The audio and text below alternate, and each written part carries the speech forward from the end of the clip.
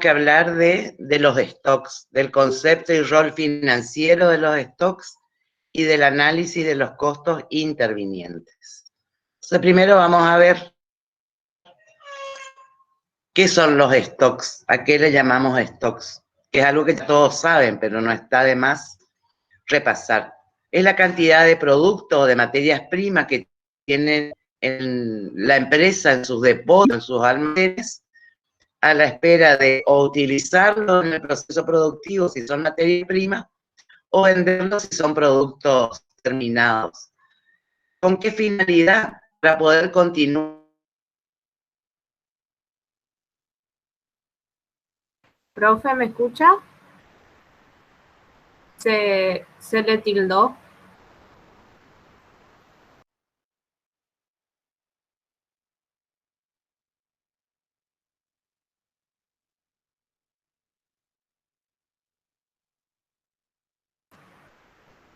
Profe, ¿me escucha?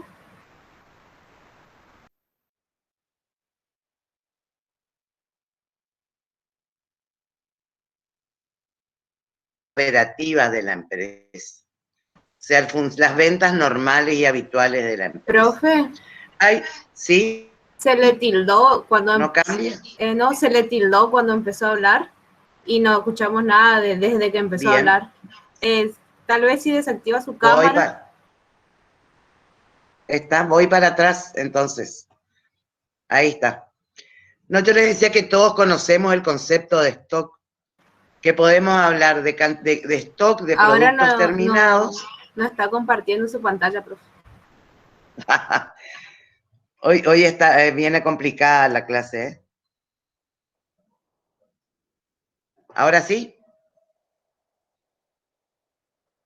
Ahora sí, profe. Bueno, no, lo que les decía es que el concepto de stock es algo que todos conocemos. Por un lado, está el stock de productos terminados, que sería la cantidad de productos terminados que tenemos que están esperando a ser vendidos. Y por otro lado, está el stock de materias primas, que es lo que la empresa tiene en su depósito, esperando la utilización o la entrada al proceso productivo. ¿Cuál es el objetivo de estos dos tipos de stock? El del stock de productos terminados es no perder ventas, o sea, que no venga un cliente y no pueda llevar el producto que está buscando, porque sabemos que podemos perder no solamente esa venta, ¿sí? El cliente se puede ir, compra lo que estaba buscando en otro negocio, a lo mejor le resultó mejor la atención, más simpático el vendedor o la vendedora y no vuelve más. O sea, no perdemos solo una venta en estos casos. Y por otro lado, el stock de materias primas lo que hace es evitar interrupciones en el proceso productivo, que son muy costosas. Bien, vamos a ver los distintos tipos de stock que podemos tener. Uno es el stock básico, que es para atender las necesidades operativas de la empresa, o sea, las ventas habituales. El otro es el stock de seguridad, que es para atender, por un lado, cambios en la demanda, y por otro lado, atraso en la entrega de los proveedores. Un stock de anticipación, cuando estamos previendo que va a haber un crecimiento futuro en las ventas, nos aprovisionamos anticipadamente.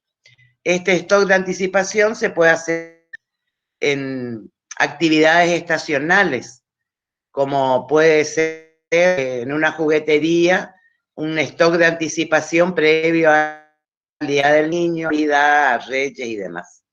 O un stock especulativo, cuando nosotros estamos viendo que va a haber un aumento de precio o que va a haber problemas de abastecimiento. Entonces, en esos casos decidimos invertir más en stock para evitar este tipo de problemas. Bien. ¿Cuál es el rol financiero de los stocks?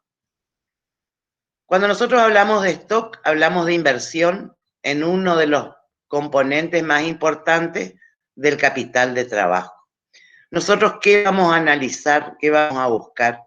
minimizar la inversión en inventarios, que nos permita hacer frente a la demanda de productos terminados o a la demanda de materias primas para la producción.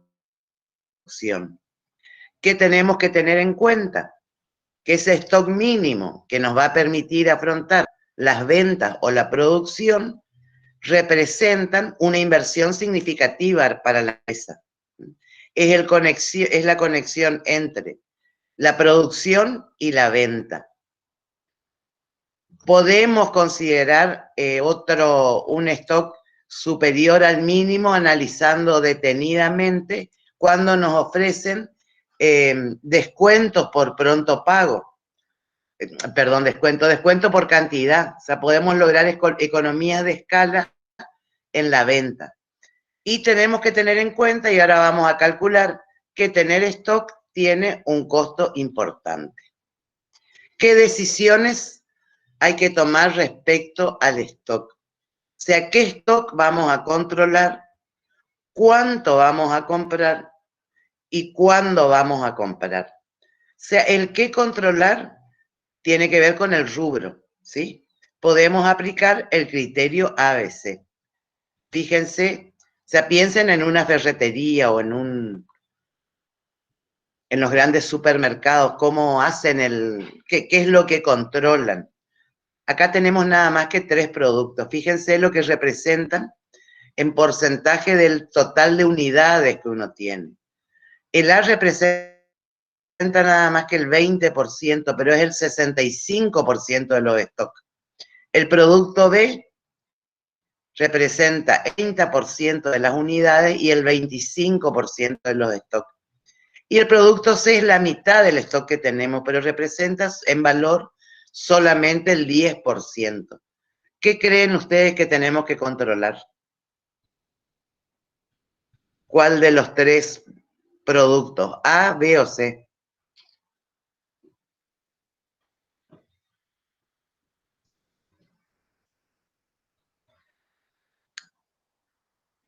¿Están? El producto del A, profe. Exactamente. Porque es el que tiene la mayor incidencia en la inversión que tenemos.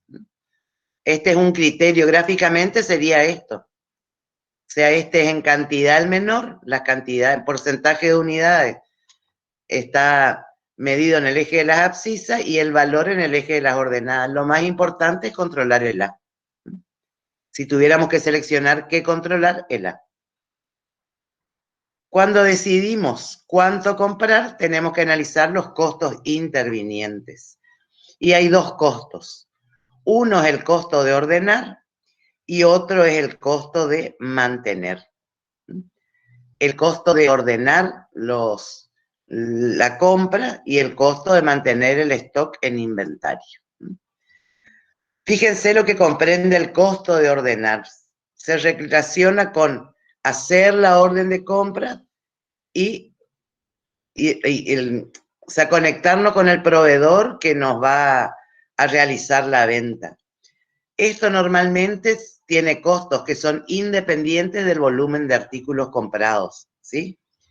Y es un costo fijo, por lo tanto se divide por la cantidad de unidades que se estiman comprar en el año. Eso indicaría que cuanto más unidades compre yo de una sola vez, menor va a ser mi costo de ordenar. Bien, es todo lo que está relacionado con la compra. Desde la elección del proveedor, teniendo en cuenta la calidad del producto que vende, el precio, la financiación que nos ofrece, cuánto tiempo va a demorar en entregarnos, cuánto hace que está en el mercado, si es alguien que recién entró al mercado o es alguien que tiene una trayectoria importante. Y después está el costo de ordenar, la emisión del pedido de cotización. O sea, pedimos cotización una vez que seleccionamos a los proveedores, analizamos la oferta, colocamos la orden de compra o hacemos el contrato o el acuerdo con el proveedor.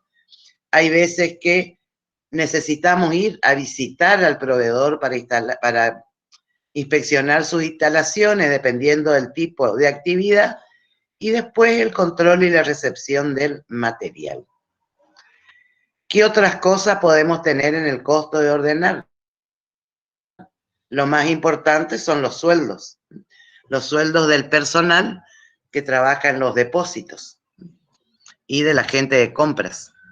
Todo lo que tiene que ver con papelería, comunicaciones, celulares, internet, teléfono fijo, etcétera. Costos de transporte, viáticos si hubiera que ir a visitar al proveedor, costos de análisis o prueba que tengamos que hacer a ese producto que compramos dependiendo de la actividad. Y después en varios podría estar gastos de representación, insumos informáticos, capacitación, etc. ¿Cómo calculamos el costo de ordenar? Se calcula dividiendo la demanda del periodo, que habitualmente es el año, por Q, que es el lote de compra. El lote de compra es lo que compramos cada vez que realizamos un pedido, es la cantidad que compramos cada vez que realizamos un pedido. Y O es el costo de una orden de compra, que como ya dijimos es un costo fijo. Bien. Esperen que me fui. Vamos ahora al otro costo, el costo de mantener. Eso está relacionado con el hecho de tener inventarios. Dentro de estos costos, el costo más importante es el costo de oportunidad. O sea, cuál es la rentabilidad que obtendríamos invirtiendo en una oportunidad alternativa del mismo riesgo. O sea, de todos los costos, este es el costo de mantener más importante. Después tenemos los seguros de los depósitos, que van a depender de la cantidad de mercadería. Podemos tener el alquiler de los depósitos. Podemos tener costos de rotura, los gastos en personal, costos por obsolescencia si tenemos mucho stock, impuestos, etc. Y estos costos, a diferencia del costo de ordenar, que es un costo fijo, todos son directamente proporcionales al inventario. Vamos a ver ahora cómo se calcula. O sea, el lote óptimo de compra, lo que compramos cada vez que hacemos un pedido, dividido 2, nos da nuestro inventario promedio. C es el costo unitario del bien, quiere decir que hacia nuestro inventario promedio lo multiplicamos por el costo unitario del bien, lo que tenemos es la inversión promedio en inventario. Y es la tasa de costo de mantenimiento de ese inventario, donde están incluidas todas estas cuestiones. El costo de oportunidad, los seguros, el alquiler, etc. Todo eso va incluido, se transforma en una tasa y es la I que tenemos acá. El costo total de mantener stock surge de la suma del costo de ordenar y del costo de mantener. Entonces tenemos costo de ordenar, S sobre Q, que no les dije que es la cantidad de pedidos que hacemos en el año.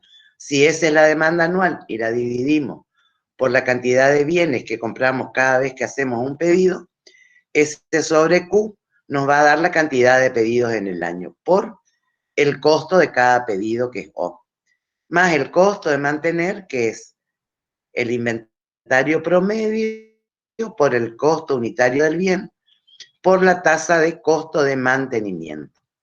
Fíjense que el costo de ordenar disminuye cuando aumenta el lote óptimo y el costo de mantener aumenta cuando aumenta el lote óptimo. Esto da origen a estas dos curvas. Tenemos en el eje de las ordenadas los costos, en el eje de las abscisas las cantidades.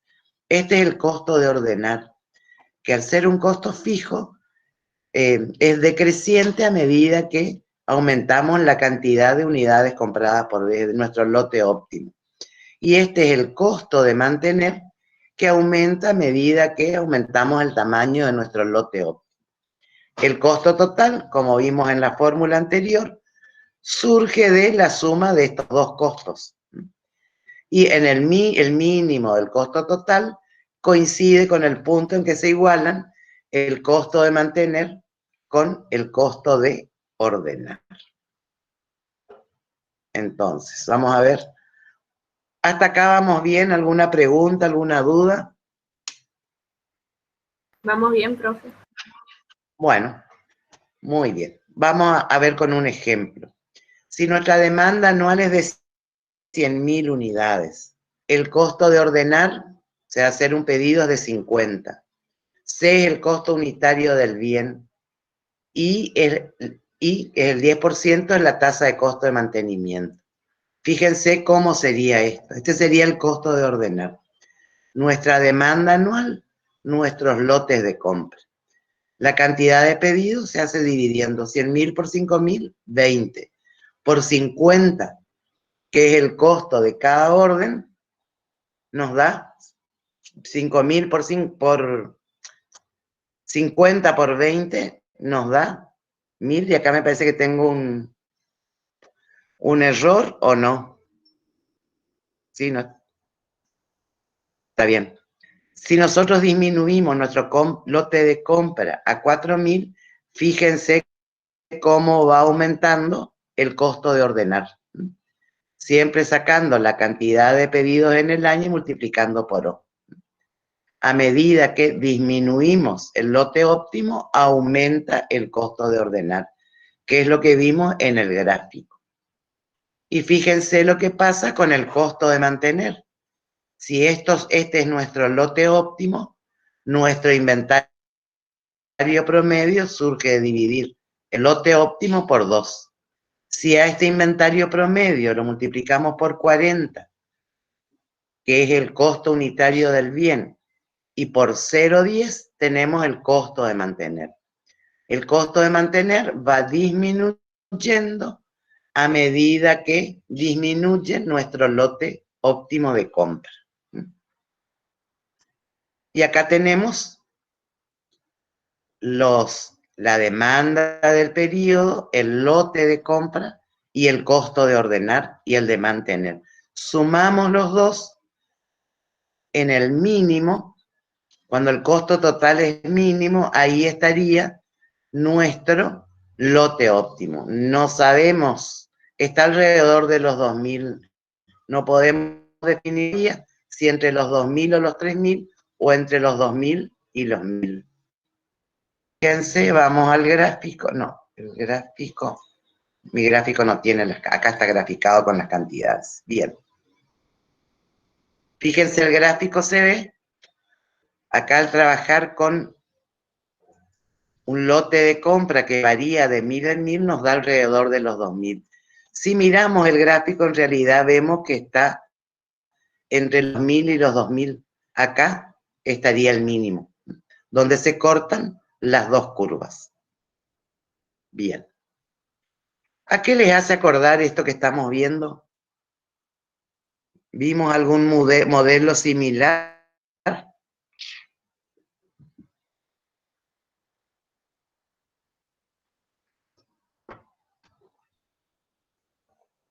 ¿Se acuerdan del VAT en la administración de stock? Perdón, en la administración de efectivo. Profe, hay una pregunta. Dice, ¿cómo Sí. se calcularía la tasa de costo de mantenimiento teniendo en cuenta todos los costos atribuibles que se tienen en cuenta? Hay que transformar estos costos en tasa. O sea, el costo de oportunidad es una tasa que nos viene dada. ¿Cómo transformarían los seguros? Los seguros, los alquileres, la rotura, los gastos en personal en una tasa. ¿Cómo se les ocurre que hay que hacer eso? Escucho propuestas.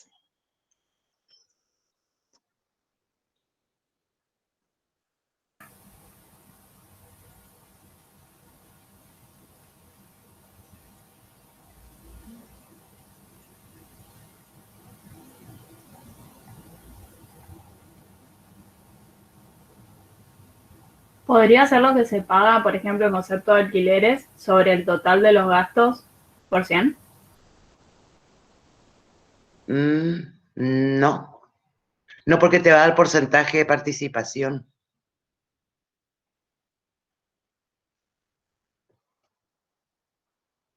No te va a dar una tasa de costo.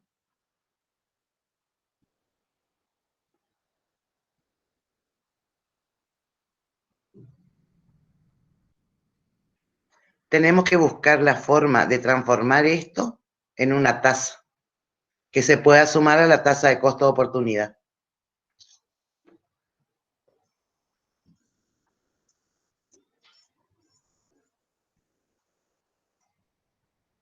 ¿Cómo se les ocurre que podemos hacer eso?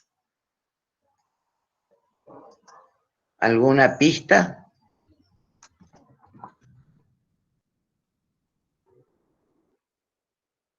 ¿De cómo?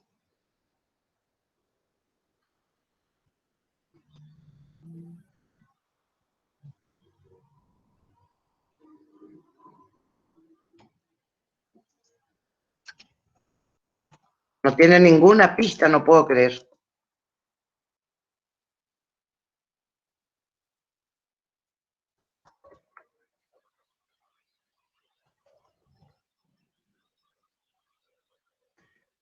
Esto tendríamos que transformar en un costo unitario. Todos estos gastos. ¿Sí? Teniendo en cuenta el lote óptimo. Y expresarlos, o sea, los seguros son anuales, podemos dividir por la demanda anual. Los alquileres podemos anualizarlo y dividir por la demanda anual y sacar un costo unitario. Y ese costo unitario, si lo dividimos por el precio al que compramos el bien, por el valor de compra, vamos a tener una tasa de costo de mantenimiento. O sea, vamos a llegar a este porcentaje. ¿Está? Van a ver en el práctico, ¿eh? Van a ver en el práctico, un práctico donde hacen el cálculo. ¿Estamos?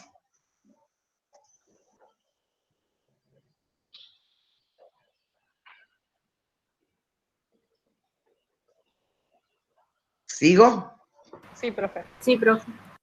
Bueno, bien. Seguimos entonces. Este modelo es similar al modelo VAT que vimos en la administración de efectivo.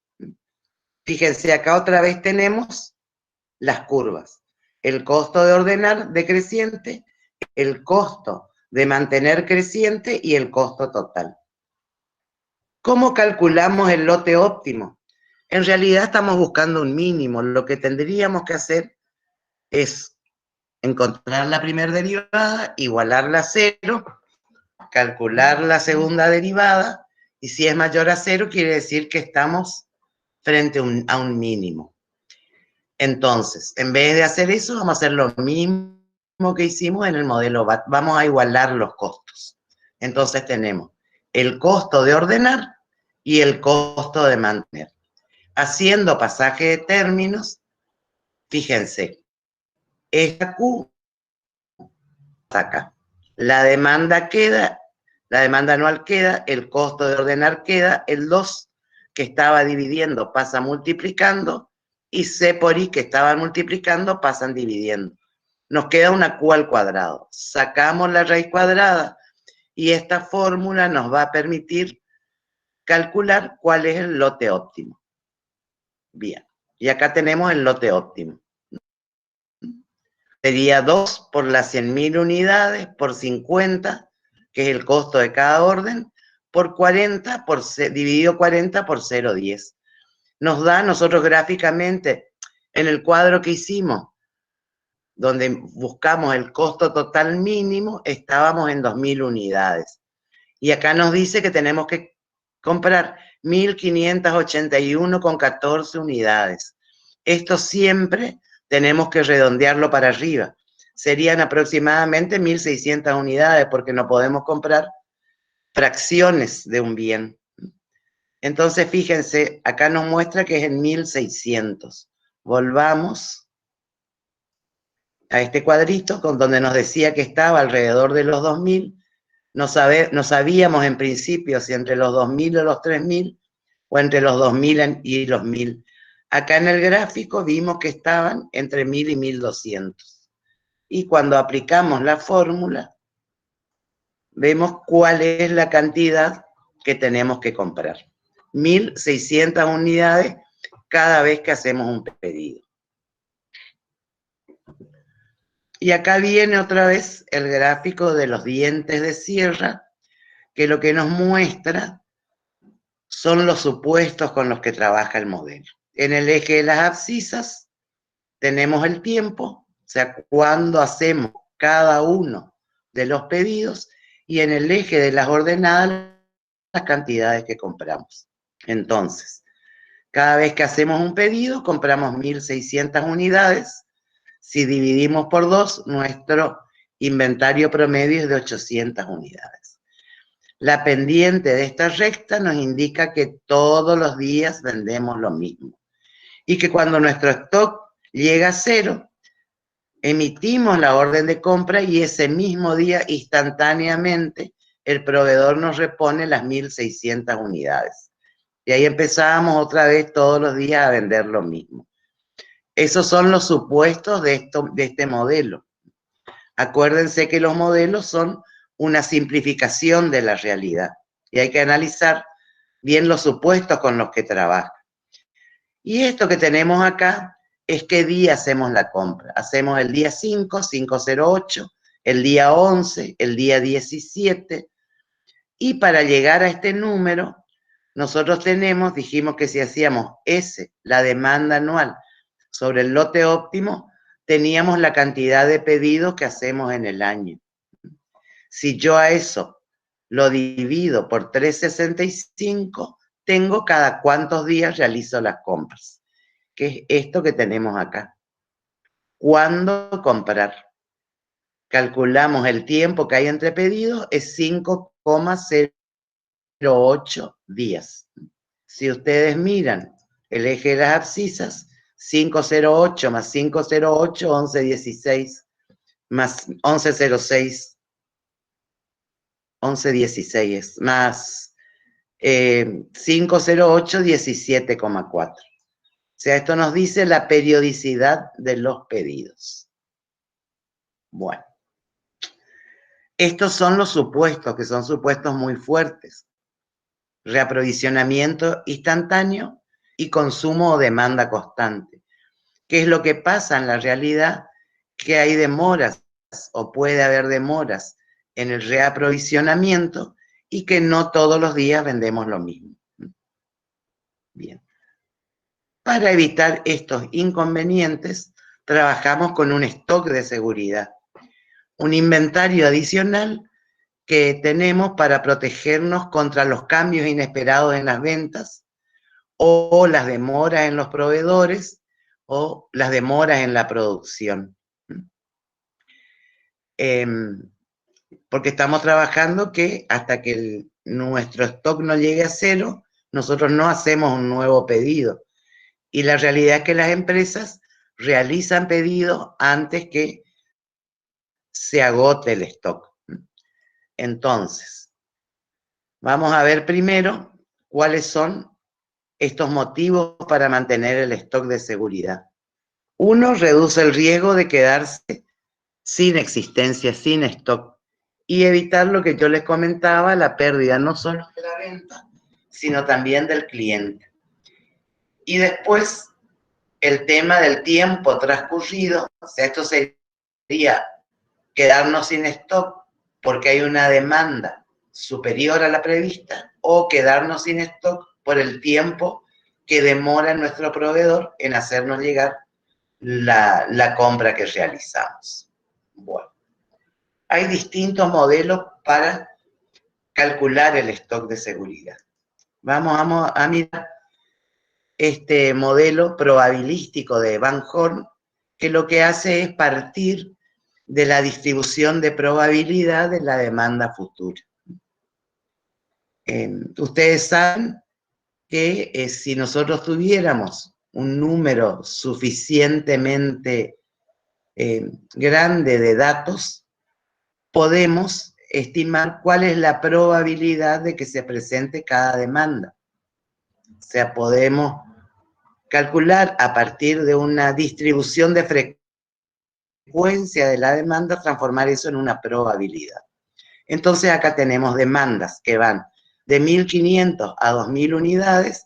¿Y cuál es la probabilidad de ocurrencia? Acuérdense que la suma de las probabilidades siempre tiene que dar 1. Bien. Fíjense que nosotros definimos un lote óptimo de 1.600. Quiere decir que si tenemos una demanda de 1.500, no necesitaríamos stock de seguridad. Si la demanda fuera, en realidad nos estarían sobrando 100 unidades.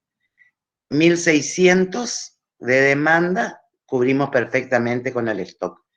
A partir del 1.700 tendríamos que tener estos stocks de seguridad para cubrir los posibles faltantes. Lo que nos va a permitir este modelo es definir cuál es este lote óptimo de este stock de seguridad óptimo. Vamos a ver cómo hacemos ese cálculo. Fíjense, siempre arrancamos de nuestra mayor preocupación es una demanda de 2.000 con un stock de seguridad, con un lote óptimo de 1.600. Entonces, si yo tengo una demanda de 2.000 y un lote óptimo de 1.600, quiere decir que para no tener preocupaciones tendría que tener un stock de seguridad de 400. Entonces, no tendríamos faltante, ni perderíamos venta, que sería el costo de faltante. No nos preocupa la probabilidad. El único costo que tenemos es el costo de mantener los stocks. Como esto es, el costo de mantener es 40 por 0,10 por los 400, eso nos da 1.600. Nuestro costo total es de 1.600. Si se nos presenta, ahora vamos a analizar qué pasa con el stock si decidimos tener un stock de seguridad de 300. Si la demanda es de 2.000, nosotros tenemos 1.600 de lote óptimo, vamos a poder vender nada más que 1.900 unidades. Nos van a faltar 100 unidades. Esas 100 unidades tienen un costo de probable faltante que podríamos definirlo como la contribución marginal que dejamos de obtener, aunque es más que la contribución marginal porque podemos perder el cliente. Multiplicamos 100 por 20, tenemos los 2.000. 0,10 es la probabilidad de ocurrencia de esa demanda. Fíjense acá, 0,10 es la probabilidad de ocurrencia de una demanda de 2.000. 2.000 por 0,10, 200. ¿Cuánto nos cuesta mantener en stock estas 300 unidades? Son las 300 unidades dividido 2 por 40 por 0,10, 1.200 pesos. Si se nos llegara a presentar una demanda de 1.900, 300 más los 1.600, que es nuestro lote óptimo, no vamos a tener ningún faltante. Por lo tanto, no vamos a tener costo de faltante. Quiere decir que el costo de mantener un stock de seguridad de 300 unidades es 200, que es el costo del probable faltante, más 1.200, que es el costo de mantenimiento. En total, 1.400 pesos nos va a costar mantener ese stock de seguridad. Fíjense cómo se trabaja con esto. Vamos bajando de a 100 el stock de seguridad y hacemos el análisis arrancando de la mayor demanda hasta aquella demanda que cubrimos con el stock de seguridad más el lote óptimo.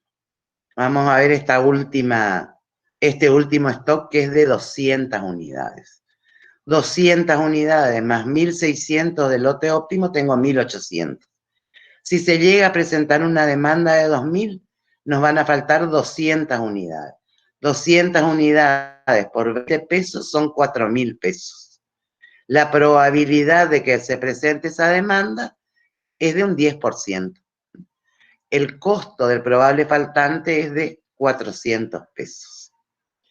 Si la demanda es de 1.900, nosotros tenemos 200 más 1.600, vamos a poder atender una demanda de 1.800. Nos van a faltar 100 unidades. 100 unidades por 20 pesos, que es el costo del faltante, del costo del probable faltante, son 2.000 pesos. Por la probabilidad de que se dé una demanda de 1.900, que es el 15%, el costo del probable faltante es de 300 pesos. Si la demanda es de 1.800, esa demanda se cubre con el stock de seguridad y el lote óptimo, o sea, no tenemos costo de probable faltante. El costo de mantenimiento es de 800. 200 dividido 2 por 40 por 0,10. Y nuestro costo total van a ser 400, que es el costo del probable faltante si la demanda es de 2.000. 300, que es el costo del probable faltante si la demanda es de 1.900, más 800, que es el costo de mantenimiento, lo que hace un total de 1.500. Esta curva de costo total del stock de seguridad, fíjense que tiene un mínimo y empieza a subir. El mínimo se daría en el stock de seguridad de 300 unidades. O sea que nuestro stock de seguridad tendría que ser de 300 unidades, que es el costo mínimo de mantener un stock de seguridad, aunque podamos perder de vender 100 unidades. Y relacionado con esto les comento, hace unos años, una de las estudiantes que estaba cursando finanzas trabajaba en un corralón de materiales de construcción y nos comentaba que, por ejemplo, en el cemento, donde tienen almacenado el cemento, en pintada una raya en la pared que les indica cuándo están por llegar al stock de seguridad o en qué momento tienen que realizar la compra. Bueno, vamos a ver cómo sería gráficamente el stock de seguridad, que calculamos que es de 300 unidades. Fíjense, este sería nuestro stock de seguridad. Eso hace que todo se desplace hacia arriba, ¿sí? Esto era nuestro lote óptimo, lo óptimo era 1.600, ahora pasa a 1.900. Seguimos comprando las 600 unidades porque esas se empiezan a contar desde acá. Este sería nuestro inventario promedio considerando el stock de seguridad. Y fíjense que ahora las pendientes de nuestras rectas, que son cómo se comportan las ventas diarias, son diferentes. Y eso hace que haya veces que tengamos que recurrir al stock de seguridad para no perder ventas. Seguimos suponiendo que la reposición es instantánea. Bien, ¿algún problema con el stock de seguridad?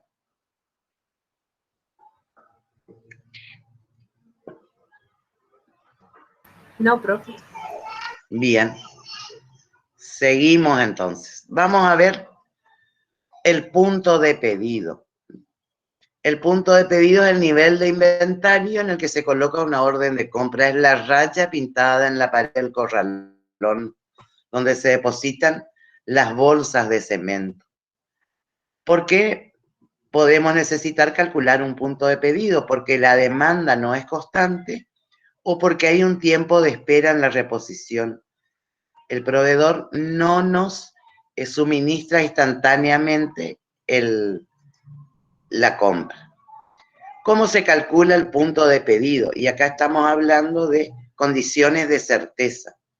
Esto quiere decir que sabemos exactamente cuántos días va a tardar el proveedor en enviarnos la mercadería. Y van a ser exactamente eso, ni uno más ni uno menos. Entonces, para calcular este punto de pedido, lo que tenemos que considerar es las unidades vendidas o consumidas en promedio diario, que sería dividiendo las ventas diarias por 365 o por la cantidad de días hábiles que tenga el año. Y D es la cantidad de días que el proveedor demora en satisfacer el pedido. O sea, lo que vendemos por día, por los días de demora del proveedor. Si nosotros suponemos que la empresa vende todos los días, teníamos 100.000 unidades dividido 365, nuestras ventas diarias son de 274 unidades. Si la demora del proveedor es de 3 días, 274 por 3 días que tardan en enviarnos la mercadería, nuestro punto de pedido serían 822 unidades. Cuando el nivel de stock llega a esa cantidad de unidades, inmediatamente hay que emitir una orden de compras. Gráficamente sería esto. Fíjense, acá tenemos los 5,8 días, nos vamos los 3 días para atrás, y eso proyectado a esta recta que nos muestra las ventas o el consumo diario, nos da el punto de pedido que es de 822 unidades. ¿Estamos? ¿Qué pasa cuando trabajamos en condiciones de incertidumbre? O sea, nuestros dientes de sierra no son parejitos. Estas rectas tienen diferentes pendientes, porque no vendemos todos los días lo mismo.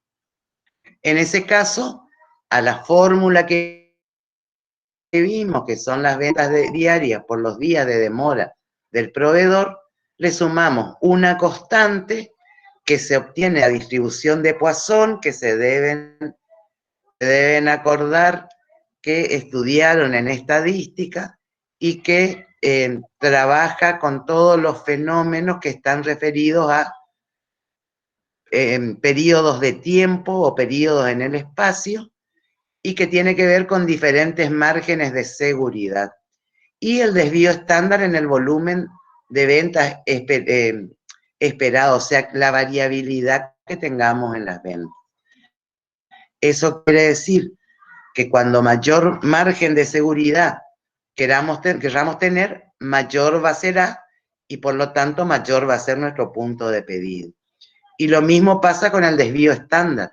Cuando más variable, cuando mayor sea el desvío estándar, nos está indicando que hay más variabilidad en las ventas, o sea, las ventas son más desparejas y mayor tiene que ser el stock de seguridad. Bien. Acá tenemos el ejemplo, esto habíamos calculado. Acá le agregamos 3, que es ese factor que obtenemos de la distribución de Poisson, por el desvío estándar de las ventas, que es de 100 unidades.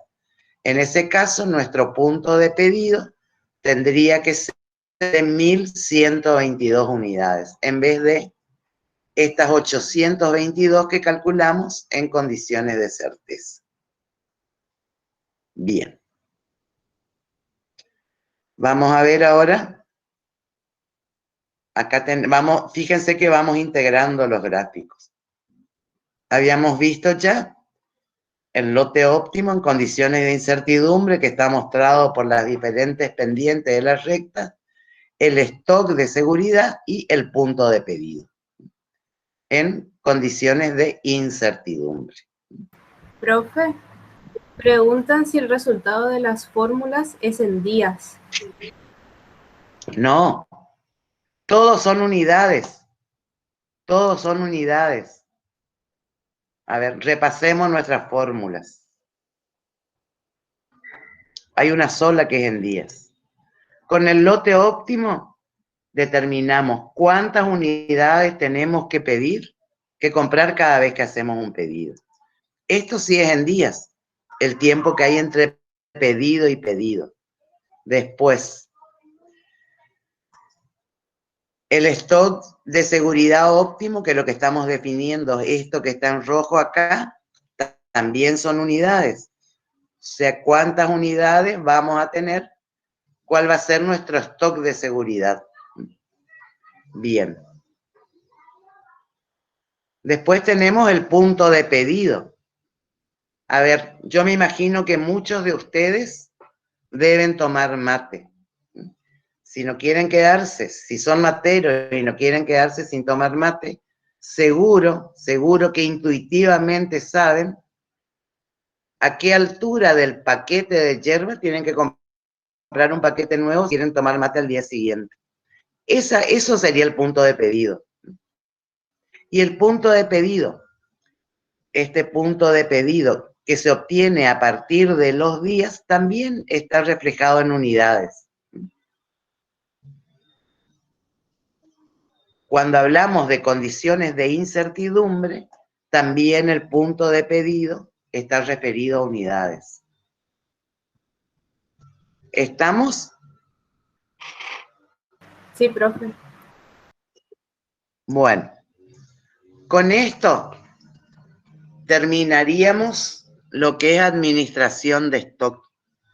Esto van a ver en los prácticos. Van a ir viendo cada una de las... Van a ir haciendo todos los cálculos. Así que ahora continuamos con esta unidad y vamos a ver la administración de las deudas comerciales. O sea, ya definimos cuánto tenemos que... Analizamos distintos modelos para ver cuánto dinero tenemos que tener en efectivo. Después analizamos las políticas de crédito y cuándo venderle o no a un cliente para hacer la administración de nuestras cuentas por cobrar. Después vimos ahora cuál es la óptima a comprar para no tener inversiones excesivas en stock, primero en condiciones de esas, y después qué pasa cuando intervienen el riesgo y la incertidumbre. Y ahora vamos a ver las deudas comerciales, que es la financiación que nos dan los proveedores. Dentro de las deudas a corto plazo están las deudas comerciales. ¿Qué más podemos tener ahí? Préstamos bancarios y gastos que vayamos acumulando que no hay que pagar, no tienen vencimiento todavía. Estas deudas comerciales habitualmente son deudas espontáneas, pueden ser deudas espontáneas o deudas negociadas. Se producen por la operatoria normal de la empresa. Y como veíamos cuando hablábamos del capital de trabajo necesario, sea cada rubro de actividad tiene un plazo de financiación a sus clientes. En este caso sería el plazo de financiación que nos dan los proveedores. Generalmente son deudas espontáneas, aunque pueden ser deudas negociadas. Cuando acordemos con el proveedor algún tipo de contrato o lleguemos a un acuerdo informal en el que él nos diga, bueno, yo les voy a financiar X cantidad por mes y ustedes se comprometen a pagarme a los 30 días. Estas deudas pueden no tener costo, sea cosa que es muy difícil que suceda, por el valor tiempo del dinero, pueden tener un costo explícito o un costo implícito. El costo explícito sería que nos den una tasa de interés y nos digan lo mismo que nosotros le decimos a nuestros clientes, algo que no nos va a gustar. Si ustedes me pagan al contado, les doy este precio. Si me pagan a 30 días, el precio sería este otro que es más alto. O nos pueden ofrecer un descuento por pronto pago, que fue lo que vimos también. Era 3% de descuento a 20 días. Que eso nos daba una financiación de 40 días y una tasa de alrededor del 35%, si no recuerdo mal. Esos serían costos explícitos. O podrían tener costos implícitos, donde nos dicen, bueno, hoy 500 pesos, dentro de un mes 550. No nos dan la tasa, pero nosotros estamos en condiciones de calcularla. Lo que calculamos siempre para poder hacer análisis es la tasa efectiva anual. Lo recibido, lo reintegrado sobre lo prestado a la N sobre M. Acuérdense que M es el plazo de la operación y N es el tiempo en años, menos 1.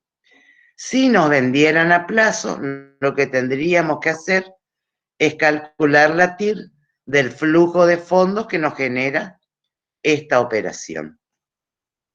Bueno, vamos a ver también un poquito de préstamos bancarios.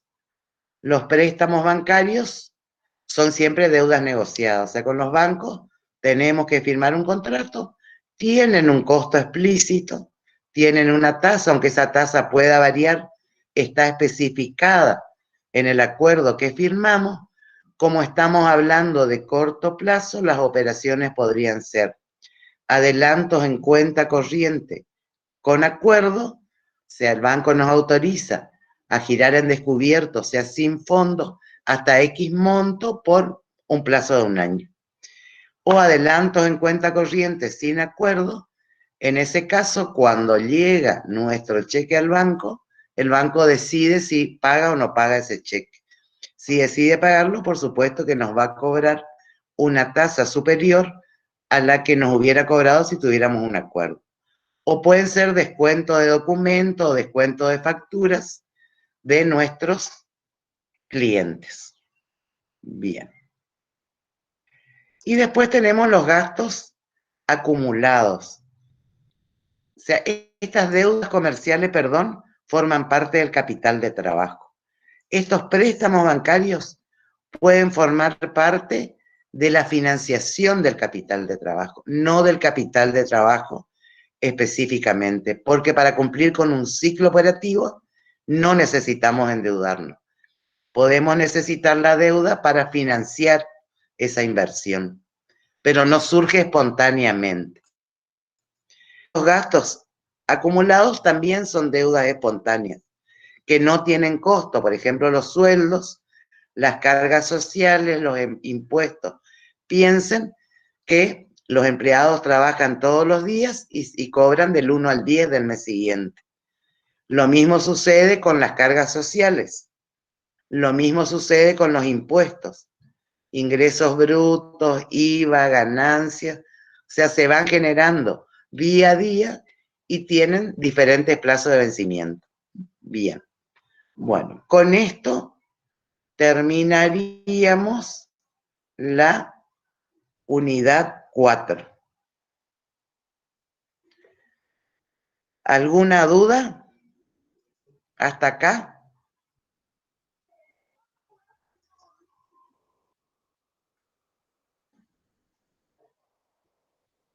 ¿Dudas? ¿Preguntas? ¿Están? Sí, estamos, profe, pero se entendió todo perfecto. Ah, bueno. Por mi parte, por lo menos. Bueno. El resto, si les parece, podemos avanzar un poquito. Teníamos previsto una clase este viernes. Si les parece, avanzamos un poco en la unidad 5, que son decisiones de inversión, y no nos vemos el viernes, no nos encontramos el viernes para la clase. No sé qué opinan. La otra es dejar acá y arrancar el viernes. ¿Seguimos, profe? Arrancamos, Bien. sí. Bien, bien. Vamos entonces con la unidad 5.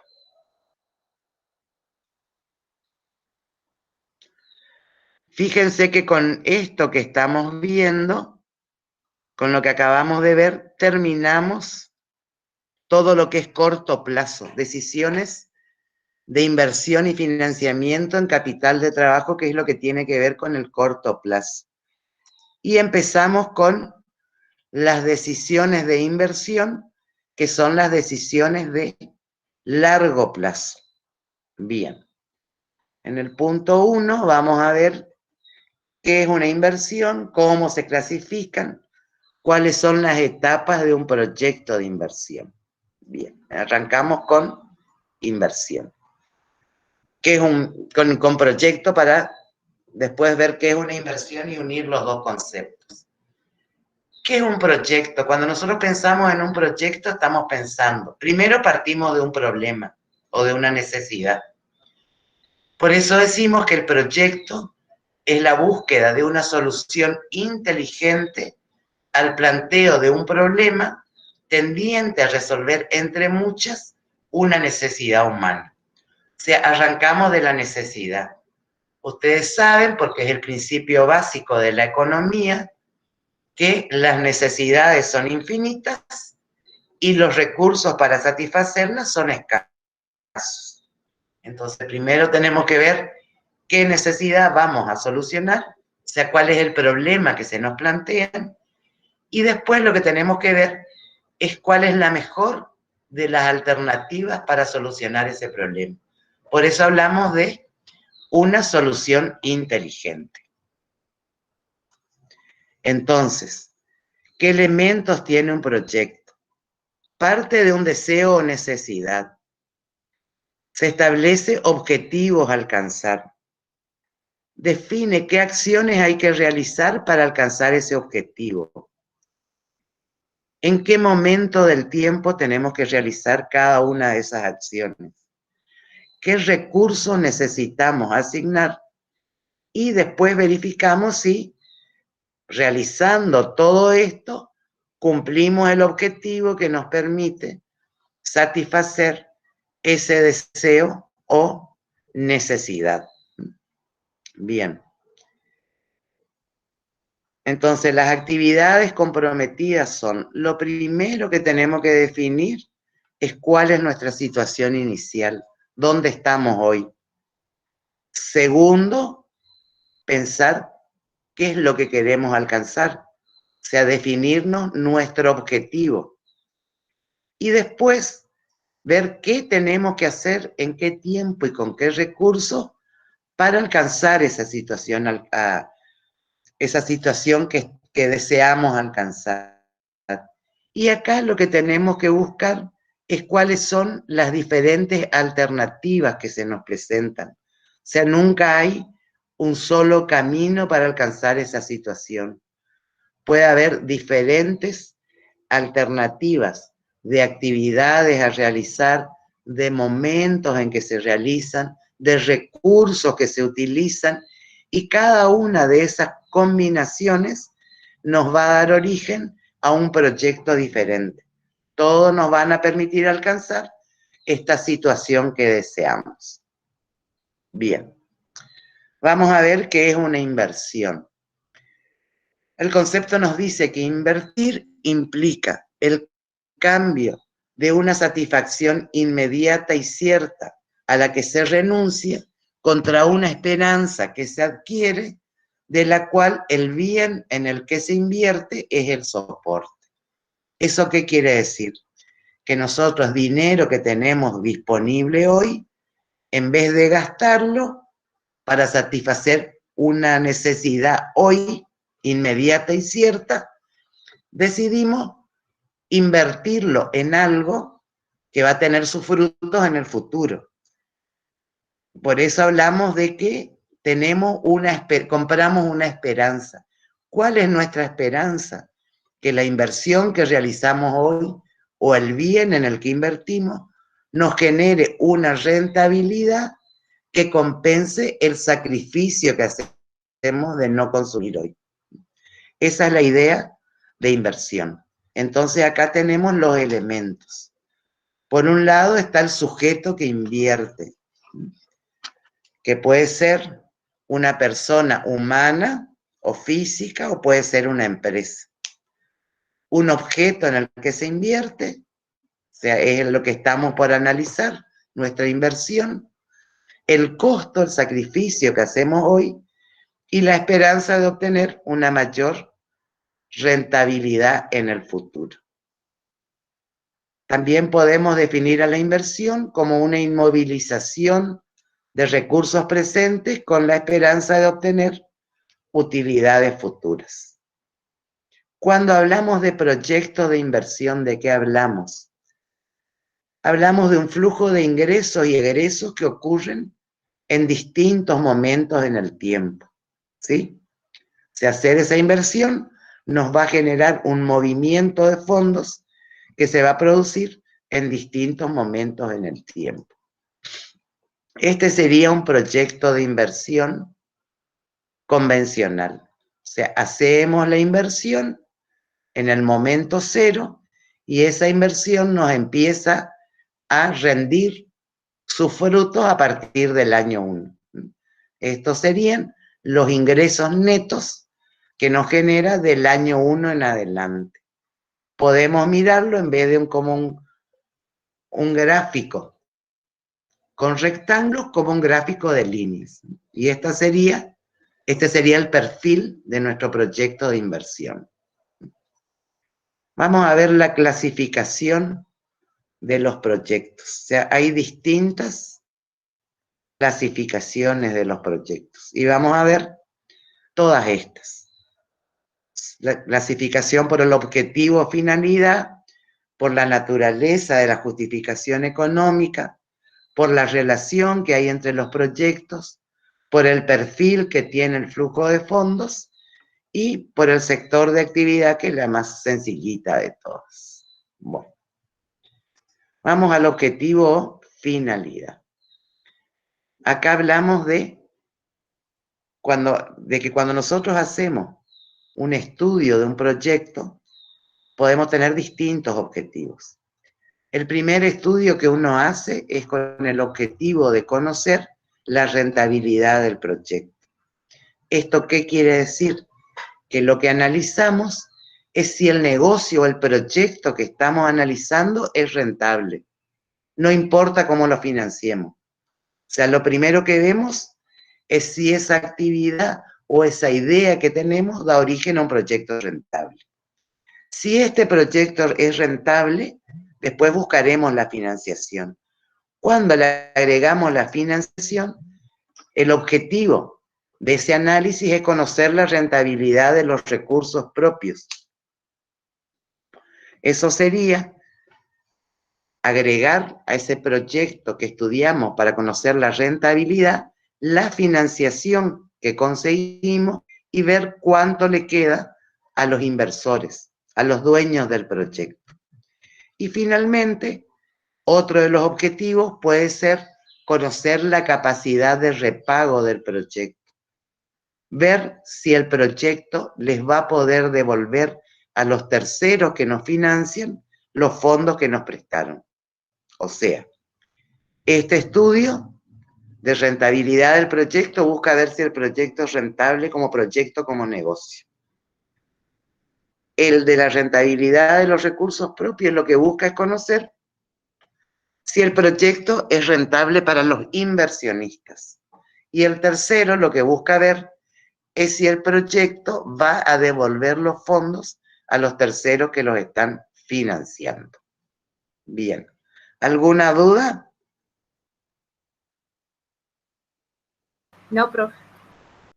Bueno, vamos a la otra clasificación. Hay otra clasificación que se basa en la naturaleza de la justificación económica. Y acá habla de proyectos necesarios, proyectos de rentabilidad indirecta y proyectos destinados a aumentar beneficios. O sea, uno cuando piensa en un proyecto de inversión, normalmente piensa en este tercer tipo de proyectos, los destinados a aumentar beneficios. Bueno, vamos a los necesarios.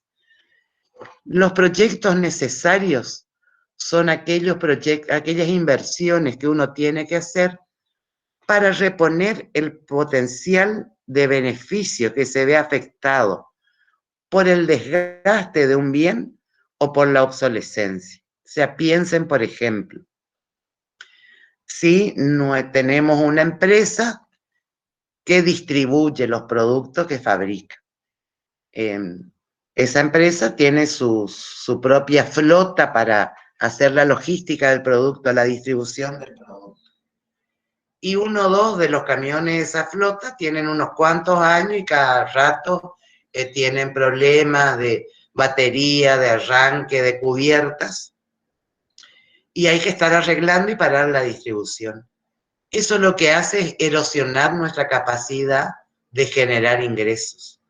O puede ser que tengamos alguna máquina en la empresa que esté obsoleta, que ahora haya máquinas que tienen una mayor productividad. O sea, en ese caso, el análisis que uno hace como lo que está afectando es la posibilidad de generar ingresos, es ver cuál es la alternativa de menor costo y reponer ese bien. También llamamos proyectos necesarios a todos los proyectos que la empresa tenga que hacer por cuestiones de seguridad e higiene en el trabajo. Todo lo que tiene que ver con salidas de emergencia, todas las exigencias que tienen las ART, de que las puertas se abran para afuera, y todo lo que tiene que ver con el cuidado del medio ambiente. O sea, si la empresa tiene un sistema productivo, un proceso productivo que es contaminante, y va a tener que hacer las inversiones necesarias para que ese producto, ese proyecto deje de contaminar el medio ambiente. O va a tener que tener rampas de acceso, puertas que se abran para afuera, matafuegos siempre cargados, sin que no estén vencidos. O sea, una serie de inversiones que hay que hacer y que son proyectos necesarios porque hay disposiciones legales en este caso que nos exigen realizar esas inversiones. Hay otros proyectos que se llaman de rentabilidad indirecta, que se clasifican en inversiones ineludibles, investigación y desarrollo y otros. ¿Qué serían las inversiones ineludibles? Supongamos que cambiamos nuestros camiones que hacen la distribución, los que estaban viejos, pero uno que estaba andando bien, de repente se le quema el motor. En ese caso, o sea, no pensamos mucho en los ingresos que nos puede generar, no nos va a generar un ingreso. Si queremos que ese camión siga haciendo el reparto, necesariamente tenemos que cambiarle el motor. Eso se considera una inversión ineludible, o que haya un problema en una parte de la instalación eléctrica de la empresa. Son inversiones que sí o sí tenemos que realizar y que no nos van a generar ningún ingreso. Lo que analizamos son alternativas de costos. U otro tipo de inversiones que serían inversiones en investigación y desarrollo. O sea, piensen ahora con el COVID, la cantidad de laboratorios que están invirtiendo en investigación de vacunas para el COVID. O sea, de todas las investigaciones que se están haciendo, solo algunas llegan a ser exitosas, ¿sí? El resto son inversiones que uno hace y que es probable que nunca se lleguen a comercializar. Pero si uno quiere mantenerse en el rubro de actividad, son inversiones que hay que realizar. Además, en este tipo de proyectos de rentabilidad indirecta y dentro de lo que estaría relacionado con investigación y desarrollo, hay una serie de inversiones que tienen que ver con el ambiente en la empresa. Por ejemplo, si la empresa va a tener un club donde se reúnan empleados, sabemos que ese tipo de actividades mejora el ambiente de la empresa. Si va a tener comedores, si va a tener guardería para niños, si va a tener actividades de capacitación para que los empleados puedan desarrollar su carrera dentro de la empresa. O sea, todo eso se sabe que redunda en una mayor generación de ingresos, mejora la productividad. Por eso hablamos de inversiones que tienen rentabilidad indirecta. En principio, solo generan costos o solo generan ingresos, pero se espera que lleguen a producir un incremento en los ingresos en el futuro. Y finalmente, tenemos los destinados a aumentar beneficios. Y acá tenemos distintos tipos de proyectos. Uno serían proyectos de reducción de costos. Si uno cambia el equipamiento en una empresa para reducir los costos. Por ejemplo, si tenemos un invernadero y estamos produciendo determinado producto. No sé, por decirles algo, lechugas. O tenemos una plantación de citrus. Un proyecto de reducción de costos, por ejemplo, en una plantación de citrus, podría ser, o en una de lechugas, un proyecto de inversión en riego automático. Sabemos que eso va a generar una reducción de costos porque vamos a necesitar, por un lado, posiblemente menos mano de obra, vamos a tener con la humedad necesaria nuestras plantaciones, vamos a, si hay que ponerle algún tipo de producto, nos vamos a ahorrar en producto porque estos sistemas de riego automático dosifican exactamente la cantidad de productos que se necesitan. Esto puede no cambiarnos ni el producto ni la cantidad de producción, porque lo único que estamos buscando es reducir costos. En ese caso, lo que estudiaríamos son inversiones alternativas para ver cuál nos permite alcanzar nuestro objetivo al menor costo posible. Hay otros proyectos que son de aumento de producción y esos pueden estar relacionados con cambios tecnológicos. Si nosotros vamos a cambiar un equipamiento por otro, que además de reducir costos puede aumentar la producción, ese proyecto nos va a afectar tanto los ingresos como los egresos del proyecto.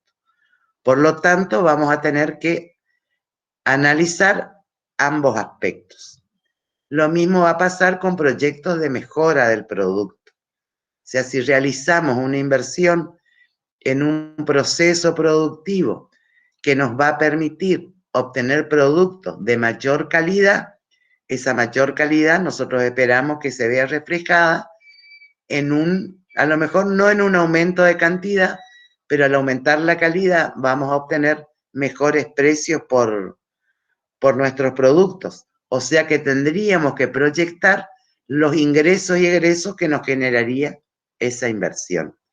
Y finalmente, los nuevos productos. Cuando hablamos de proyectos que generan nuevos productos, es lo que nosotros habitualmente nos imaginamos cuando hablamos de proyectos de inversión. Siempre imaginamos una actividad que va a empezar de cero. O sea, vamos a empezar un nuevo negocio. Si ustedes miran de estos proyectos destinados a aumentar beneficios, están ordenados de menos riesgosos a más riesgosos, porque es menos riesgoso cambiar la tecnología para reducir costos o para aumentar la producción o para mejorar el producto que iniciar una nueva actividad, que sería el caso de los nuevos productos. Y fíjense que como nosotros en los casos de proyectos necesarios de rentabilidad indirecta y de reducción de costos, trabajamos exclusivamente con inversiones y egresos, en esos casos lo que vamos a calcular es el valor actual de los costos. Y la alternativa seleccionada va a ser la que tenga el menor valor actual de los costos. En los proyectos que sean de aumento de producción, mejora del producto o nuevos productos, como los ingresos y los egresos van a ser diferentes, vamos a calcular el valor actual neto. Y vamos a seleccionar aquella alternativa que nos dé el mayor valor actual neto. Bien. ¿Cómo vamos hasta acá? Bien, profe. Bueno, vamos a otra clasificación. Esta nos habla de la relación que hay entre los proyectos. Nosotros hablamos de proyectos dependientes cuando la realización de un proyecto depende de la realización de uno anterior. Y el grado de dependencia puede ser variable. Un caso extremo de dependencia sería, por ejemplo, el proyecto de poner un ascensor. O sea, nosotros no podemos poner un ascensor si antes no construimos un edificio. O sea, el proyecto ascensor es totalmente dependiente del proyecto edificio. Podemos tener, son complementarios. En este caso hablamos de dos proyectos cuya realización generan un resultado mayor a la realización de esos proyectos por separado. En términos de VAN, de valores actuales netos, nosotros decimos que dos proyectos son complementarios cuando el VAN de realizar los dos proyectos juntos es superior a la suma de los valores actuales netos de realizar esos proyectos por separado. Hablamos de una sinergia positiva. Por ejemplo, podría ser un lavadero de autos, un estacionamiento con lavaderos de autos. Eso podría ser tener un VAN mayor que poner un estacionamiento por un lado y un lavadero de autos por otro lado. Los proyectos sustitutos son el caso completamente inverso. Es cuando la realización de un proyecto afecta la posibilidad de generar flujos netos de fondos al otro proyecto. En este caso, la sinergia es negativa. El VAN de realizar los dos proyectos juntos es inferior al VAN de realizar los proyectos por separados. Después tenemos los proyectos independientes. En estos casos, la realización de un proyecto no afecta para nada los flujos de fondos del otro proyecto, o sea, no tienen nada que ver. Y finalmente, lo que tenemos son proyectos mutuamente excluyentes, que son proyectos que no se pueden realizar al mismo tiempo. ¿Por qué podrían no realizarse al mismo tiempo? Porque compiten por el mismo espacio físico, o sea, tenemos un terreno y en ese terreno podemos realizar solamente uno de los proyectos que pensamos. Segunda cuestión, porque utilizan la misma materia prima y no hay oferta suficiente de esa materia prima para atender los dos proyectos. Porque satisfacen la misma necesidad en el mismo mercado. Y una de las cuestiones más importantes, y es la que hace generalmente que los proyectos sean mutuamente excluyentes, es la disponibilidad de fondos. O sea, hay muchos proyectos que en realidad son independientes, pero que como contamos con un presupuesto limitado, ese presupuesto hace que no podamos realizarlos al mismo tiempo y eso los convierte en mutuamente excluyentes. Bueno, dejamos acá y seguimos el lunes. ¿Les parece? Bueno, muy bien, profe. Gracias. Gracias. Bien, buen fin de semana. Gracias, Buen fin de, profe. Ni bien reciba, le subo.